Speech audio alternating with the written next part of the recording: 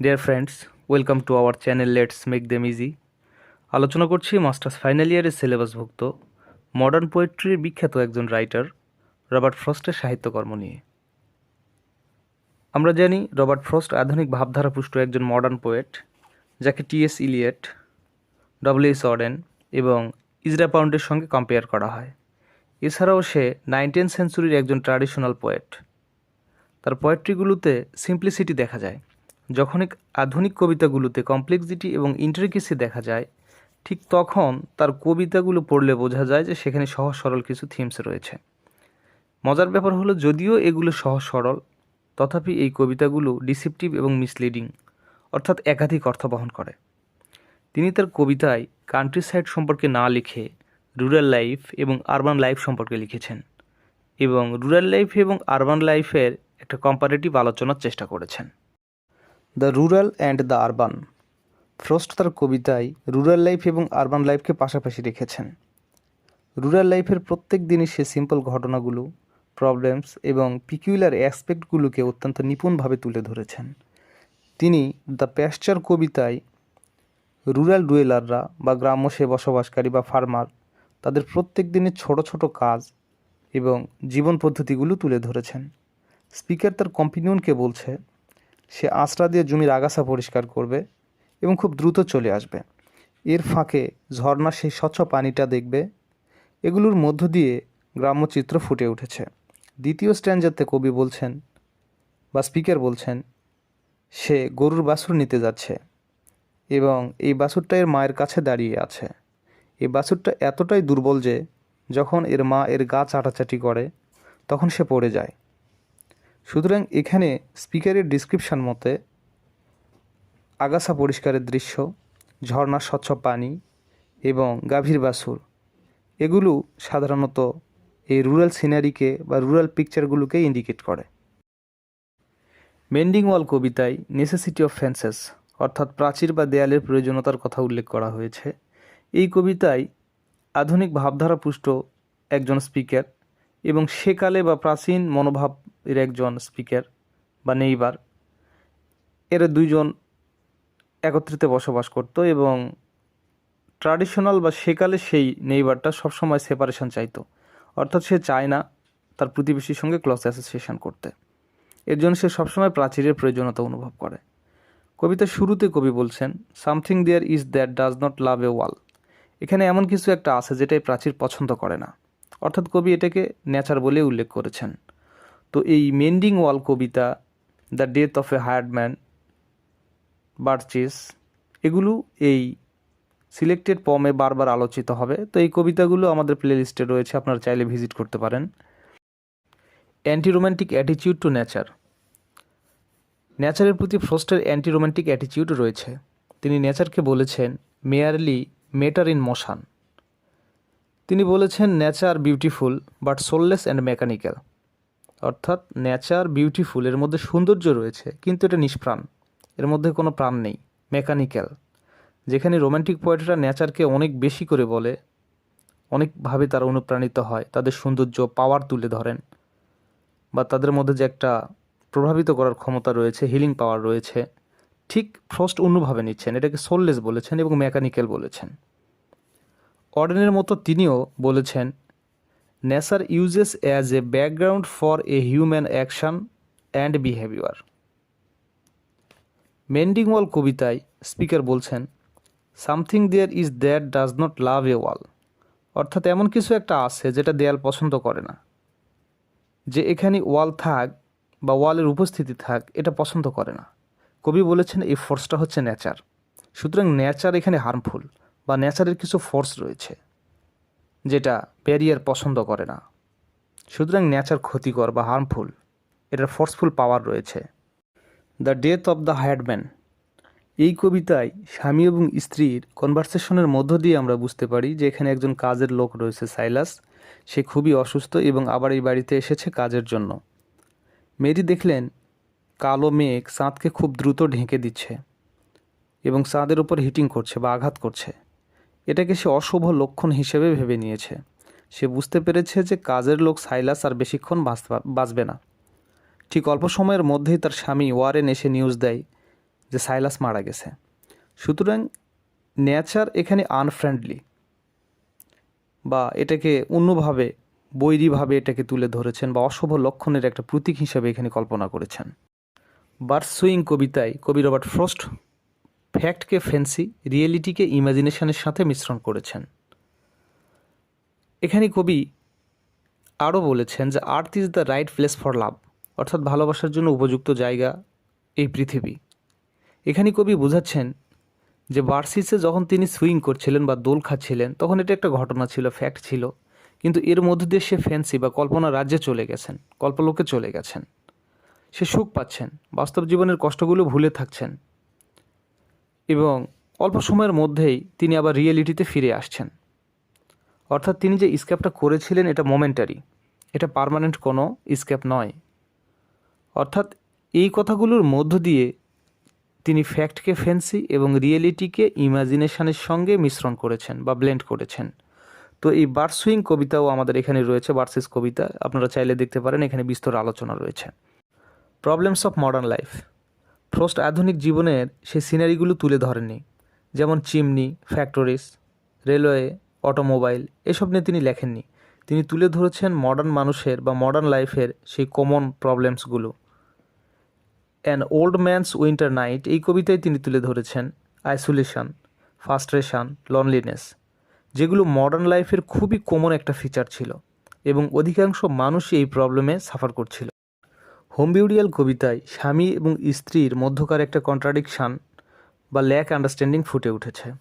এই কবিতায় আমরা দেখতে পেয়েছি যে স্বামী তাদের মৃত একমাত্র সন্তানের কবর খুঁড়েছে নিজ হাতে এবং তাকে কবরস্থ করেছে, যেটা প্রত্যেকটা পিতারই দায়িত্ব তার সন্তানকে বা মৃত সন্তানকে কবরস্থ করা। কিন্তু স্ত্রী এই ব্যাপারটাকে নিয়েছে ভিন্নভাবে, যে তার স্বামী কতই না পাষণ্ড বা নিষ্ঠুর। যদি সে পাষণ্ড বা নিষ্ঠুর না হতো তাহলে নিজ হাতে কবর খুঁড়ে নিজ সন্তানকে কবরস্থ করতে পারতো না বা দাফন করতে পারতো না। এখানে কিন্তু স্বামী এবং স্ত্রীর মধ্যকার যে মিসআন্ডারস্ট্যান্ডিং বা কমিউনিকেশনের যে একটা গ্যাপ রয়েছে এটাকে কবি ফুটিয়ে তুলেছেন। এবং স্বামী স্ত্রীর মধ্যকার যেই এই মিসআন্ডারস্ট্যান্ডিং বা ল্যাক কমিউনিকেশান, এটা মডার্ন লাইফে একটা কমন ফিচার ছিল, একটা স্বাভাবিক ঘটনা ছিল, যেটা তিনি অত্যন্ত সুন্দরভাবে তুলে ধরতে সক্ষম হয়েছেন। রবার্ট ফ্রস্ট যদিও লিরিক রাইটার, তবুও তার কর্মে ড্রামাটিক এলিমেন্টগুলো নোটিসেবল। তার ড্রামাটিক স্কিলকে চসার এবং রবার্ট ব্রাউনিংয়ের সঙ্গে কম্পেয়ার করা হয়। Dramatic dialogue or monologue. Frost Robert ব্রাউনিংয়ের মতো ড্রামাটিক লিরিক লিখেছেন। তার ফর্ম গঠন ছিল ড্রামাটিক ডায়লগ এবং ড্রামাটিক মনোলগ। এগুলোতে কবির ব্যক্তিগত কোনো ফিলিংস প্রকাশিত হয়নি, বরং কাল্পনিক কিছু চরিত্রদ্বয়ের মধ্য দিয়ে নিজস্ব অনুভূতিকেই তিনি প্রকাশ করেছেন। ড্রামাটিক মনোলগে অ্যাকশনগুলো সাধারণত সাইকোলজিক্যাল হয়ে থাকে, অর্থাৎ মনস্তাত্ত্বিক ঘটনাগুলোকে দুটি ক্যারেক্টারের মধ্য দিয়ে প্রকাশ করা হয়। ডেথ অব দ্য হার্ডম্যান এবং হোম বিউরিয়াল এই দুটি হচ্ছে ড্রামাটিক ডায়লগের অন্যতম উদাহরণ।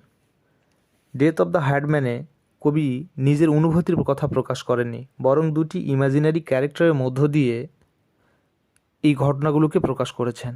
এখানে হাজব্যান্ড হচ্ছেন ওয়ারেন এবং ওয়াইফ হচ্ছে মেরি।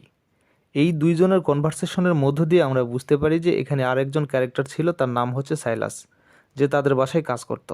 কিন্তু সে কিন্তু ডায়লগে অংশগ্রহণ করেনি বা কনভারসেশনে অংশগ্রহণ করেনি, কিন্তু এটা আমরা বুঝতে পেরেছি স্বামী স্ত্রী কনভারসেশনের মধ্য দিয়ে। তবুও সে এই কবিতায় একজন সেন্ট্রাল ফিগার বা সেন্ট্রাল ক্যারেক্টার, যে কাজের লোক, ভালো কাজ করতো না, তালবাহানা করত, বেশি টাকা দাবি করত। কাজের মৌসুমে বেশি টাকা দাবি করে সে অন্য কোথাও চলে যেত, কিন্তু কাজ করতো না। কিন্তু মৃত্যুর ঠিক আগ মুহূর্তে সে কাজ করার কথা বলে এই বাড়িতে আশ্রয় নিয়েছে এবং স্ত্রী সদয় হয়ে তাকে জায়গা করে দিয়েছে। কিন্তু এই কথা জানতে পেরে স্বামী খুবই রাগ করেছে এবং স্ত্রী তাকে আস্তে আস্তে বোঝানোর চেষ্টা করেছে এবং স্বামীর রাগ কমে গেছে এবং তার দৃষ্টিভঙ্গির পরিবর্তন হয়েছে। সুতরাং এখানে এই কবিতার ব্যক্তিগত কোনো মনোভাব প্রকাশ করেননি, বরং একটা আইডিয়াকে ডেভেলপ করেছেন বা একটা ধাপ থেকে অন্য ধাপে গিয়েছেন। স্বামীর মনোভাবটা আস্তে আস্তে পরিবর্তন হয়েছেন। সুতরাং এই কবিতায় একজনের রাগ আস্তে আস্তে কমে যাচ্ছে বা একটা মনোভাব থেকে অন্য মনোভাবে সে আসছে বা তার একটা পরিবর্তন হচ্ছে। সুতরাং কবির কোনো ব্যক্তিগত ফিলিংস এখানে প্রকাশিত হয়নি। মেন্ডিং ওয়াল কবিতায় স্পিকার নিজেই একজন, যে কবি নিজে কথা বলছেন এবং অন্য একজন নেইবার এই দুইজনের কনভারসেশনের মধ্য দিয়ে এই কবিতার মূল ভাবটা প্রকাশিত হয়েছে। স্পিকার বা কবি এখানে ব্রড মাইন্ডেড এবং অপর একজন হচ্ছে ন্যারো মাইন্ডেড, যে সবসময় তার বাবার ট্র্যাডিশনে বিশ্বাসী। তার বাবার কথা মতোই সে বলতো গুড ফ্রেন্ডসেস মেক গুড নেইবার। সুতরাং এই কথাটাও আমরা বুঝতে পেরেছি এই দুইজনের ডায়লগের মধ্য দিয়ে। সুতরাং এটা হচ্ছে ড্রামাটিক মনোলগ।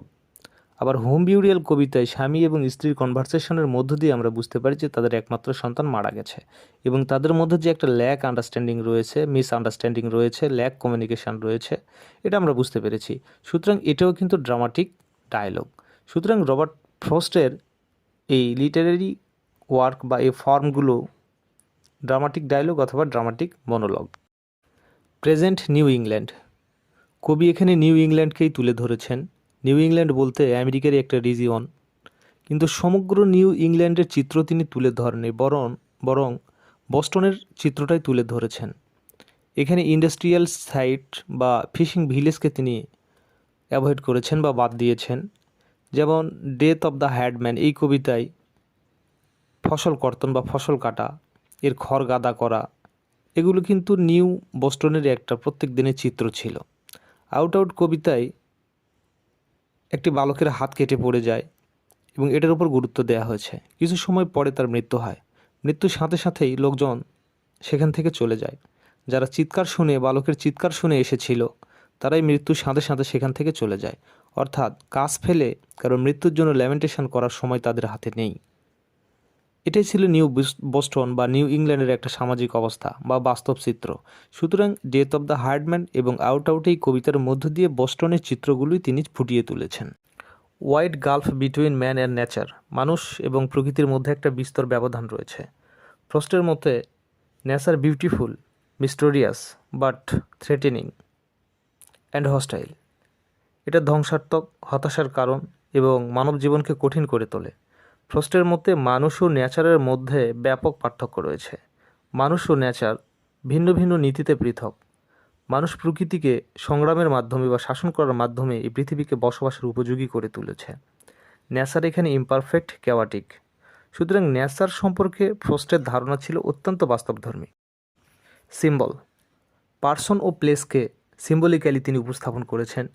তিনি নিউ ইংল্যান্ডকে প্লেস এবং ইয়াঙ্কি, যেটা আমেরিকান সিটিজেনদের ইয়াঙ্কি বলা হচ্ছে, সুতরাং এখানে প্লেস এবং এই ইয়াঙ্কিদের তিনি সিম্বলিক্যালি উপস্থাপন করেছেন।